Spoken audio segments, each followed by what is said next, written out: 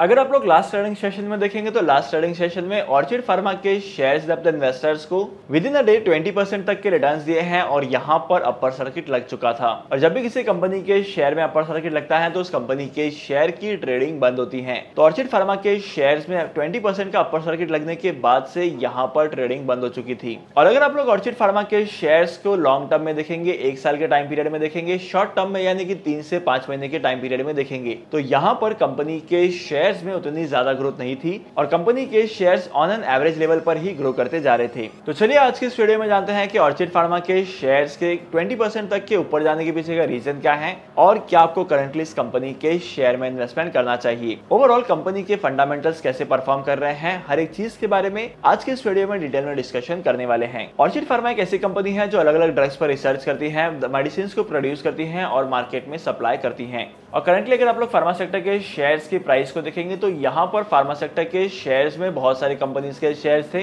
जहां पर phenomenal growth दिखाई दी थी, क्योंकि ओवरऑल इंडियन इकोनॉमी में फार्मास्यूटिकल कंपनीज के शेयर्स की डिमांड भी बढ़ते जा रही थी। और अगर आप लोग फार्मास्यूटिकल कंपनीज के शेयर्स में इन्वेस्टमेंट करते भी हैं, लॉन्ग टर्म के लिए इन्वेस्टमेंट करते हैं 3 से 5 साल के टाइम पीरियड के लिए, तो यहाँ पर मेजोरिटी कंपनीज ऐसी हैं जहां पर आपको अट्रैक्टिव रिटर्न्स कमाने को मिलेंगे। लेकिन ऑर्चिड फार्मा के शेयर्स के ग्रो करने के पीछे का रीजन क्या है? ऑर्चिड फार्मा के शेयर्स के with in a day 20% grow करने के पीछे का रीजन ये है कि ऑर्चिड फार्मा का एक नोवेल एंटीबायोटिक ड्रग है जिसे ईएमए ने अप्रूवल दे दिया है और ईएमए के ऑथराइजेशन के बाद से ये कंपनी मार्केट में अपने इस ड्रग को लॉन्च कर सकती है। देखो फार्मास्यूटिकल कंपनी के लिए ईएमए ऑथराइजेशन जो होता है वो बहुत ज्यादा इंपॉर्टेंट होता है, क्योंकि बिना ईएमए ऑथराइजेशन के कोई भी मेडिसिन, कोई भी ड्रग मार्केट में लॉन्च नहीं किया जा सकता है। और जब भी कोई कंपनी मार्केट में नया ड्रग लॉन्च कर देती है, ईएमए का ऑथराइजेशन मिल जाता है, तब यहाँ पर उस कंपनी के सेल्स और कंपनी के रेवेन्यूज में ग्रोथ आती है और ऐसा हो जाने की वजह से कंपनी के प्रॉफिट मार्जिन का अमाउंट भी ग्रो करता है। और अगर किसी पर्टिकुलर कंपनी के प्रॉफिट मार्जिन का अमाउंट ग्रो करता है तो इसका मतलब आपको पता है कि कंपनी के शेयर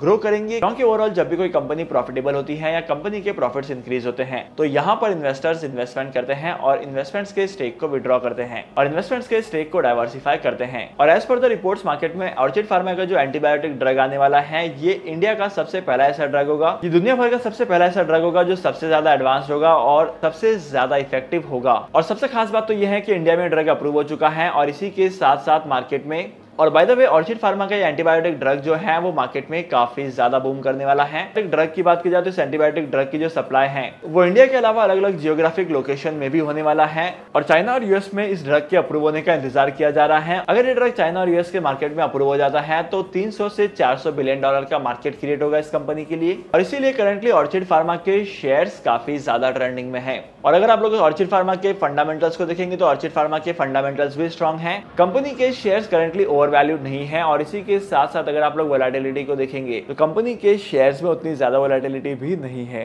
तो ओवरऑल अगर आप लोग लॉन्ग टर्म के लिए इन्वेस्टमेंट करना चाहते हैं तो आप लोग इन्वेस्टमेंट कर सकते हैं। लेकिन ऑर्चिड फार्मा के शेयर्स को लेकर आपका ओपिनियन क्या कहता है मुझे जरूर बताना कमेंट सेक्शन में। डीमैट अकाउंट ओपन करने के लिए टॉप 3 ब्रोकर्स के लिंक आपको डिस्क्रिप्शन में मिल जाएगी, वहां पर जाकर आप लोग डीमैट अकाउंट ओपन कर सकते हैं और स्टॉक मार्केट में इन्वेस्टमेंट करना स्टार्ट कर सकते हैं। आई होप कि आज की इस वीडियो का कंटेंट आपको वैल्यूएबल लगा होगा। अगर आपको आज की इस वीडियो का कंटेंट वैल्यूएबल लगा है तो इस वीडियो को लाइक करना, शेयर करना और मैं आपको मिलूंगा अगली वीडियो में नए टॉपिक के साथ, एक इंटरेस्टिंग टॉपिक के साथ। तब तक के लिए signing off, happy investing and good bye.